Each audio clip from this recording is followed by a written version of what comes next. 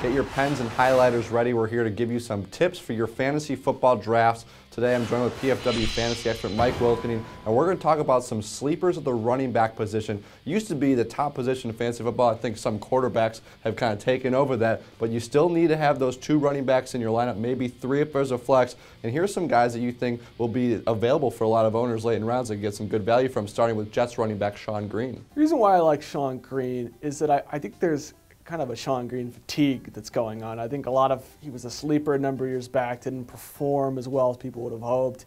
Tim Tebow is now on the offense. There's all sorts of reasons to not take Shonn Greene, but he's still the featured back on a team that's going to run the football quite a bit. And if he slips in drafts and he's your 3rd back, which is entirely possible, I think he can outperform that draft slot. I mean, again, he's a guy that's going to play in the base offense quite a bit. I'm not so sure that the competition behind him is all that great.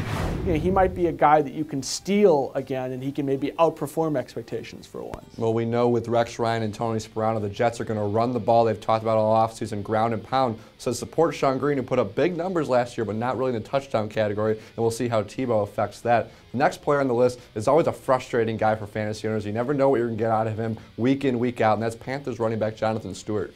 This, to me, is a gamble on talent. And again, where will he go in drafts? Like Shonn Greene, maybe Jonathan Stewart, people are just tired of deciding which Carolina running back to take.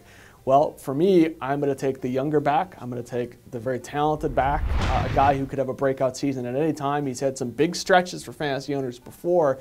To me, Stewart as a 3rd back, it's a beautiful gamble because he can really perform like a number 1 type back on his best. And you're going to get him again for a song this year, I think, relative to maybe where you had to get him in past years. And we talk about running backs having other handcuffs on their team. He's got a quarterback handcuff in Cam Newton. There is that problem. That's going to take a lot of those carries at the goal line. And also Mike Tolbert in Carolina as well. So a lot of options there to run the football, but Stewart's still a pretty good pickup if you can get him late. Last one we have for you, Bengals running back Bernard Scott. Cedric Benson out, Ben Jarvis, green-ellis in. You still got Bernard Scott as a number 2 back, but you think he can put together some nice games this season. Yeah, the reason why I like him is that you've got 1 back ahead of him in Ben Jarvis, green-ellis. I think he's going to be the guy initially. He might get more carries, but Bernard Scott's a little bit quicker. He knows the system well. It's his 4th year. I think it's a now or never season for him. And again, he's going to be maybe 4th, 5th back selected, by some owners. To me, at that spot with 1 guy ahead of him really in the depth chart, it's a wonderful value. Yeah, and these are some of the players that you can get later in these drafts after everyone takes the Arian Foster, Ray Rice, LaShawn McCoy, Matt Forte. Those are some backs to keep an eye on that you can try to steal, and hopefully they'll work out well for your fantasy team.